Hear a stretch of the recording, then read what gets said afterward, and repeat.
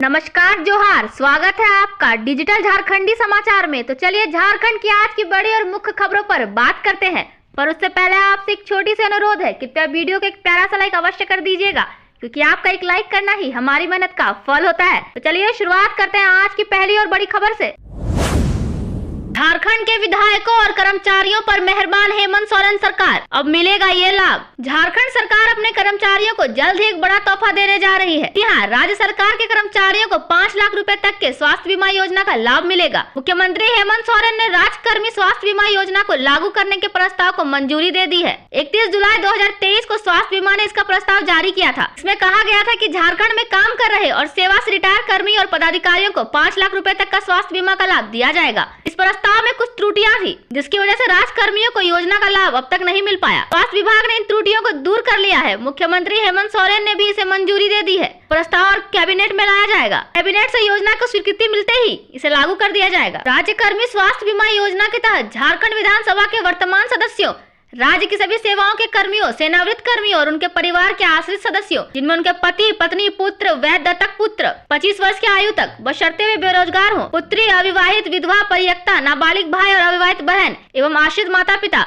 प्रतिमाह 9,000 उस पर अनुमान्य महंगाई राहत से कम पेंशन प्राप्त करने वाले शामिल होंगे। राज्यकर्मियों, सेनावृत्त कर्मियों के दिव्यांग आश्रितों को आजीवन स्वास्थ्य बीमा का लाभ मिलेगा। योजना के तहत लाभुकों और उनके आश्रितों को एक पारिवारिक इकाई मानकर प्रति परिवार प्रति वर्ष 5 लाख रुपए तक का स्वास्थ्य बीमा प्रदान किया जाएगा। चिन्हित गंभीर बीमारी में चिकित्सा प्रदान करने वाले अस्पताल की अनुशंसा पर कुल 10 लाख रुपए के चिकित्सा व्यय का वहन किया जाएगा। 50 करोड़ रुपए का कॉर्पोरेट बफर बनाकर ऐसी गंभीर बीमारियों की चिकित्सा पर 5 लाख रुपए तक की अतिरिक्त राशि यानी कुल 10 लाख रुपए का लाभ मिलेगा।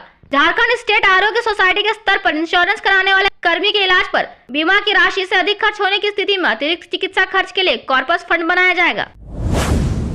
मैया सम्मान योजना में पहली गड़बड़ी, पुरुष ने भी ले लिया लाभ, ब्याज समेत हुई वसूली। बीते दिनों झारखंड की हेमंत सोरेन सरकार मैया सम्मान योजना के तहत ने प्रदेश की 56 लाख महिलाओं के खाते में पैसे ट्रांसफर किए। इस योजना का लाभ सरकार महिलाओं को दे रही है, लेकिन झारखंड के बोकारो जिलों में मैया सम्मान योजना में गड़बड़ी करने का मामला सामने आया है। यहाँ महिला ही नहीं बल्कि एक पुरुष भी मैया सम्मान योजना का लाभ ले रहा था। मामले का खुलासा होने के बाद प्रशासन सक्रिय हुआ और आरोपी व्यक्ति से ब्याज सहित पैसों की भरपाई करवा ली। मामला झारखंड के बोकारो जिले का है।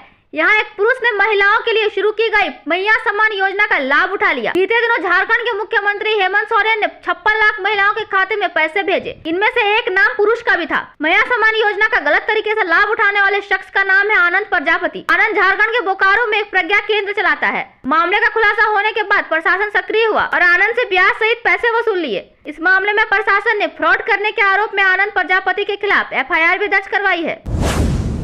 वहीं बात करते हैं झारखंड की एक और बड़ी खबर की, जहां गैस सिलेंडर लोडेड ट्रक में लगी आग। दुमका साहिबगंज हाईवे पर हाईवा से टक्कर में हुई घटना, ट्रक चालक झुलसा। झारखंड में गुरुवार की रात दुमका साहिबगंज हाईवे पर हाईवा और रसोई गैस सिलेंडर लदे ट्रक की टक्कर हो गई। हादसे में ट्रक में आग लग गई और ड्राइवर गंभीर रूप से जख्मी हो गया। हालांकि स्थानीय लोगों की मदद से आग पर फौरन काबू पा लिया गया, वरना बड़ी घटना हो सकती थी। हादसा पाकुड़ और दुमका के बॉर्डर पर हुआ। इधर घटना के बाद हाईवा का ड्राइवर मौके से भाग निकला। दुमका के गोपीकांदर थाना क्षेत्र स्थित कुसियारा गांव के पास LPG गैस सिलेंडर से भरे ट्रक और एक हाईवा की आमने सामने टक्कर हुई थी। ट्रक साहिबगंज से गैस सिलेंडर लोड कर दुमका की ओर जा रहा था। वहीं हाईवा BGR कोल कंपनी के दुमका अनलोडिंग साइडिंग से कोयला उतार कर आमड़ापड़ा की ओर जा रहा था। टक्कर के बाद आग ट्रक के कैबिन में लगी और ड्राइवर जितेंद्र कुमार झुलस गया। घटना की जानकारी मिलते ही स्थानीय ग्रामीण मौके पर पहुंचे और घायल चालक को तुरंत स्वास्थ्य केंद्र भेजा। लोगों ने हादसे की सूचना पुलिस को भी जल्द दी।